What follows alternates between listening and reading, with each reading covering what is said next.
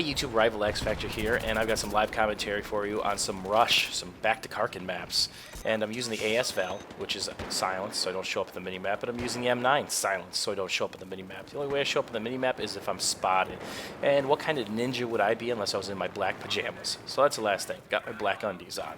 I want to talk about this game because it was a really close one, and I also want to talk about the first 3 weeks of being a father.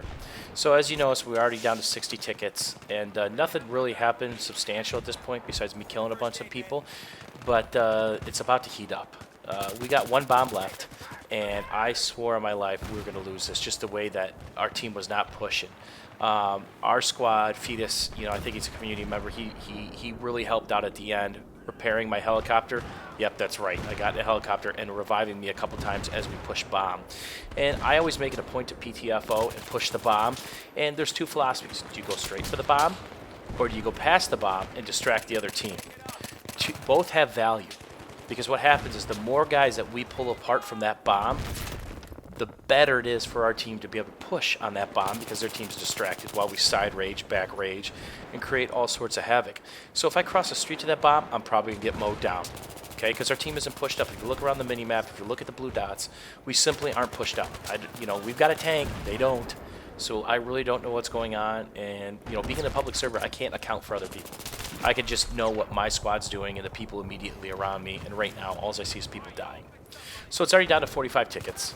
And I'm starting to get a little nervous because we haven't had a set on this bomb yet. And Fetus and myself are doing some real work right here. We're staying alive between the two of us. And obviously, we are, grossly outnumbered this far up. And obviously, it's all about the revives and being a medic and helping your team as much as possible. Because right now, it's tickets. I'm 22-2 at this point. With the help of Fetus, we're reviving me a couple times. And without the medics, you just get stuffed. So if you're getting stuffed, please run medic. If they got tanks and armor, go run Engie.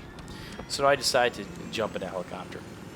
And Fetus does a great job of keeping me up and repairing me and saves my ass a couple times. So let's get into the father talk. Bentley's been in my life for 3 weeks now, and I've learned so much. And there's a couple things I think everybody should know about babies. They cry a lot, they poop a lot, they pee a lot, they feed every 3 hours. And if something is wrong with that concoction or that timeline, they're going to be crying. And sometimes you just cry to cry, blow off steam. So, it's one of those things where I got into this. I said, okay, I'm just going to have to feed her. She's going to be cute. She's going to smile at me all the time. That's going to be that. Well, it's not that simple. Every 3 to 4 hours, they require massive attention, and that you have to change them multiple times and feed them. And the feedings take place about a 30-minute interval, or over 30 minutes. And my first lesson here is when you're feeding your little beautiful baby girl or son, and you think they're smiling at you because they appreciate what you're doing, no, they don't. They are shitting themselves. They are pooping their absolute brains out. What I've learned is the harder Bentley poops, the harder she smiles. And it's her way of getting back at me, I imagine, for letting her cry for 30 seconds in the crib at a time. That's the one thing. You attend to your child quickly. It's never quick enough. There's no appreciation at that level. Now, take a look. We're down to 11 tickets. It went up to 12. We got 10 tickets. We got 8 tickets. We got 7 tickets. I really think we're fucked at this point. This is where McNugget saves my ass. I'm hitting every building. I'm taking a licking. I'm fucked. But he keeps us up. So shout out to McNugget. So we're down to 5 tickets. Game over, right? Well, our team does the unthinkable and actually gets a bomb set here. And I'm actually doing all right with the Little Bird. Am I an ace pilot? Fuck no. Am I getting better with the Little Bird? Yes, I am. And shout out to Kezel. He got a sick RPG rocket off on me while parachuting in. So kudos to you. Very good shot. So, we've got 1 ticket left, 0 tickets left, and we actually got the bomb set with 1 ticket. So now it's about to spawn in. And here's something, I'm going to point out. Mojo was in our squad the whole time. Not one Mav, not one Tug, not one spawn beacon. Was never really close to anything. So we were handicapped 1 player out the gate.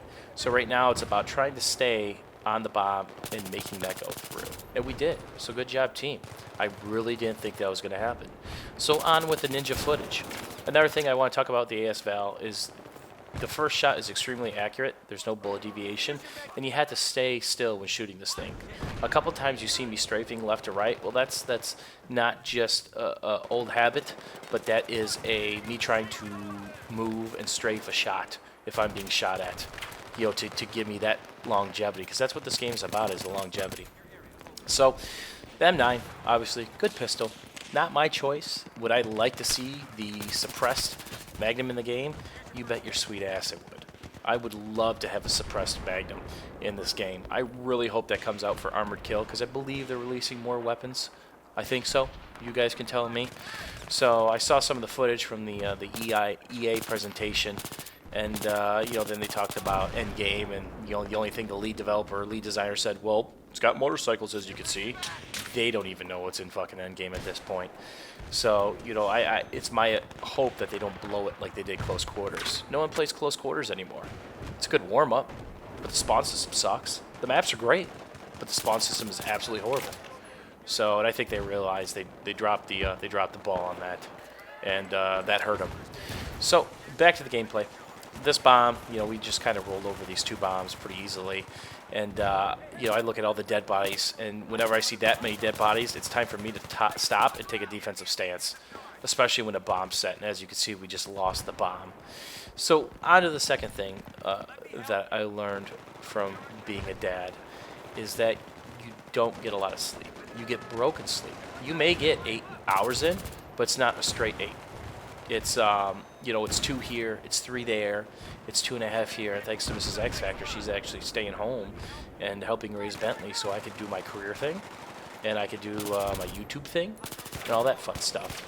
So she sacrificed a lot to help me out in my ventures, as the breadwinner of the family.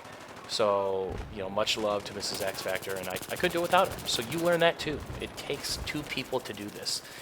So if you're a single parent with a young baby, God bless you. I do not know how you do it. I would fail miserably at that. So, and I think that's where, Mrs. X Factor comes in and kind of completes me, in that she takes care of a lot of the stuff, a lot of the fussy stuff, so I can do stuff like this and do these commentaries for you guys, which I thoroughly enjoy, and I think most of you do. So as you see, I'm still in this defensive stance, watching a left wing, because the worst thing that could happen is they spawn back there and just wipe us clean. And obviously there's a couple revives here, a couple revives there, and it all helps out, right? Every revive counts. Now, I just blew that shot horribly on that guy, and I feel kind of shitty. So now I'm throwing a nade, but somebody else killed him. I don't even realize it. That kill 38 was that guy. I got a couple in his feet. I go to look at the point, and he's already dead. So now I'm getting shot from a shotgun slug on top. So on to the next set of bombs. So, this next push, I probably should have switched weapons, because it's a tough push with this weapon, because there's a lot of long-range engagements. M16's better, AEK's better, Scar L's better, Scar H is better. Pretty much every medium long-range gun is better, than this AS VAL in this situation. So sometimes it's okay to switch guns when you're making different transitions in the map. So that's going to be my tip at this point. When you start to make this push from this set of bombs to the last ones, switch to a longer range gun. I'm not talking about sniping, because that doesn't help really.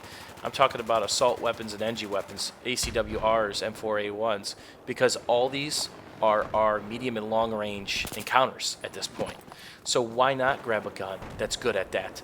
And once you get close and you got better spawn points or recon beacon, then go and play the AS VAL or the FAMAS or the AEK or any of those closer range guns. It's you can do that now, because that's the power of that gun. So and that's one thing I do a lot of. And people say, well, why are you switching from M16 to AEK in one match and to this gun and that gun? Well, I like to use guns for their strengths. I'm not a weapons hipster. I don't have to use some cool gun that sucks, because people think it's cool to use that gun. I'm not that guy. So, that's something I'll never be. I play this game to win. I play this game to have fun. And to me, to get outshot by a guy who just has a better gun than me, I had the jump on him, I had better aim, that's not fun for me. I like to know when I lose a battle, a match, a 1v1, a 2v1, that I gave it my best, and I had the best scenario to win. It's just like basketball players or any other sport in the world. You're only going to use things that benefit your performance. That's like saying, oh, I'm going to be a basketball player about to play a 48-minute game, or Olympic game, and not drink water for a day, or not have Gatorade, or not have protein for 3 days. You're only hindering yourself in your performance. So on to the last bomb. That first bomb was, kind of the moral of the story here. And you know, if we would have been stuck there, that'd have been that. But you know, at this point, we're just absolutely steamrolling them now. I think that first bomb just demoralized them, and I think we finally got a good tanker. So shout out to Fetus McNuggets and whoever else revived me, you know, because I did get 5 or 6 real nice money revives. And here I am watching another flank. I'm not on the bomb. I'm cutting off their path to the bomb until Boo Butt rapes me in the back. So I should have saw that at the mini map and turned earlier.